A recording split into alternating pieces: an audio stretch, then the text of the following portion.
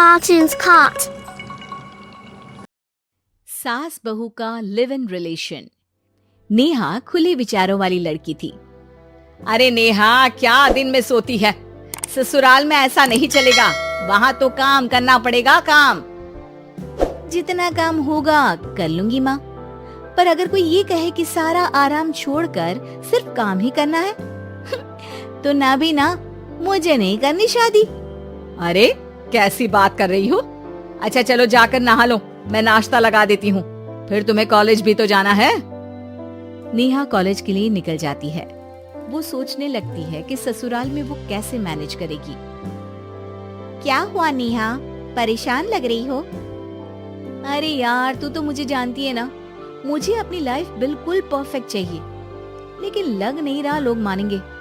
यार कहीं मेरी शादी ऐसे घर ना हो जाए जहाँ मेरी जिंदगी ही नरक हो जाए। अरे मैंने ना कल एक इंग्लिश फिल्म देखी थी, उसमें भी कुछ ऐसी ही समस्या थी हीरोइन की। अच्छा, तो फिर क्या किया उसने? उसने तो अपने होने वाले पति से साफ साफ कह दिया कि वो पहले उसके घर कुछ दिन तक बिना शादी के रह कर देखेगी, और अगर ठीक लगा तो ठीक, वरना तेरे मेरे रास्ते अलग।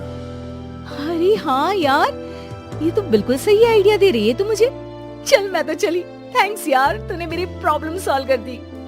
ये बोलकर नेहा खुशी खुशी वहाँ से निकल जाती है, लेकिन पीछे से उसकी सहेली कहती है, अरे नेहा, नहीं नहीं, कुछ नहीं सुनना मुझे। ये बोलकर वो वहाँ से चली जाती है।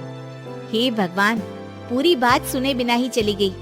अरे वो तो विदेशी फिल्म थी, वहाँ सब चलता है, लेकिन ये तो भारत है, सभ्यता और संस्कारों वाला देश, जहाँ शादी से पहले लड़की को ससुराल में नहीं रखा जाता। खैर, नेहा मस्त होकर घर आती है। नेहा, कल तुझे लड़के वाले देखने आने वाले हैं, और हाँ, इस बार कोई बहाना नहीं चलेगा। हाँ हाँ, आने दो आने दो, मैं तैयार हूँ शादी के लिए। अगले दिन लड़के वाले आते हैं, जहाँ लड़का कहता है, मुझे अकेले में लड़की से कुछ पूछना है। हाँ हाँ, क्यों नहीं बेटा, जाओ नेहा, घर तो दिखा दो इन्हें। नेहा भी खुश हो जाती है कि उसे मौका मिल गया है लड़के से अपनी शर्त रखने का। देखो, मुझे ना शादी से बहुत डर लगता है, पता नहीं कैसी लड़की आए, तालमेल बना पाए कि नहीं मेरे परिवार से। मैंने कई घरों में रोज का क्लेश होते देखा है। तुमने तो मेरे दिल की बात कर दी। मैं भी यही सोच रही थी कि भाई सास तो अच्छी होनी चाहिए, पति सपोर्ट करे ना करे, रहना तो पूरे दिन सास के साथ है, लेकिन मेरे पास ना इसके लिए एक बहुत अच्छा आइडिया है। अच्छा, कैसा आइडिया? क्यों ना शादी के पहले मैं कुछ दिनों तक तुम्हारे घर आकर रह लूं, तुम लोग मुझे समझ लेना, मैं तुम लोगों को समझ लूंगी, ठीक लगा तो शादी, वरना टाटा बाय बाय। क्यों? लड़के को नेहा की बात में दम लगता है, वो घर के सभी लोगों के सामने नेहा की बात रखता है।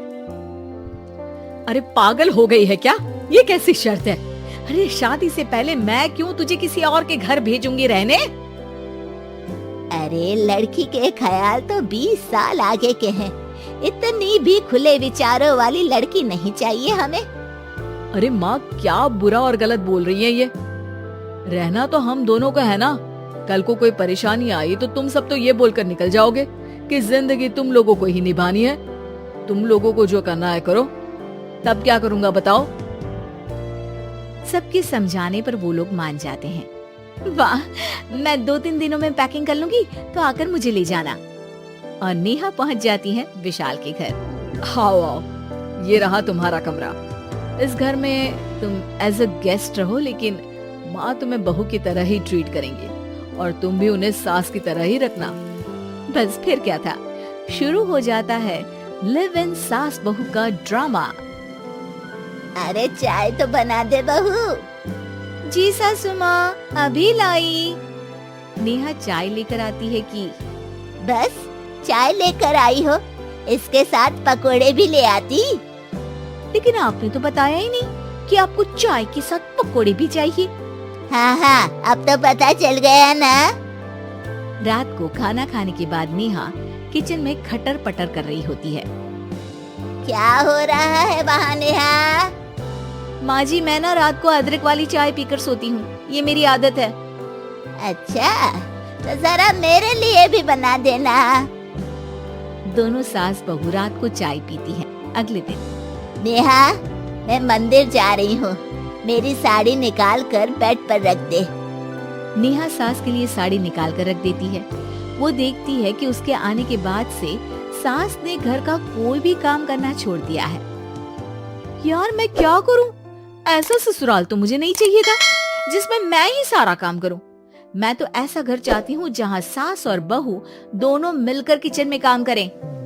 हे भगवान, रात को चाय पी ली, पेट में गैस बन गई, अब तो चला भी नहीं जा रहा है।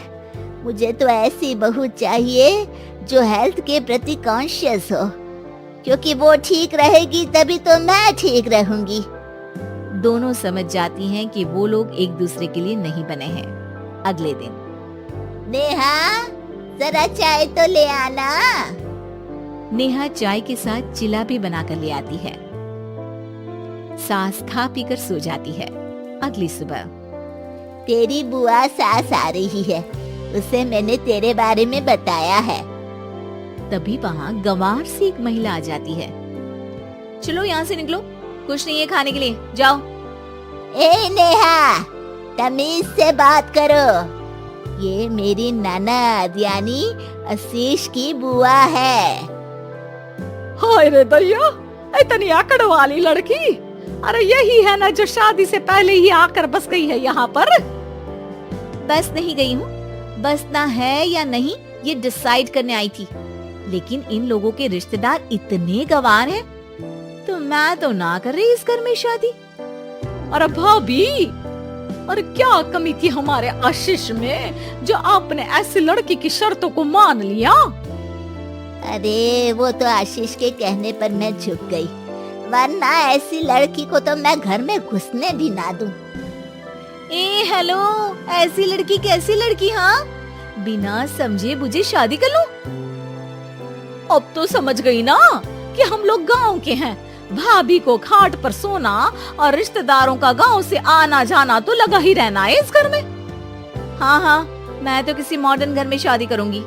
ये बोलकर नेहा वहाँ से चली जाती है। अपने घर में आकर नेहा कहती है, ना माँ ना, लिव इन में रहकर देख लिया, ये गांव के लोगों का कोई भरोसा नहीं है।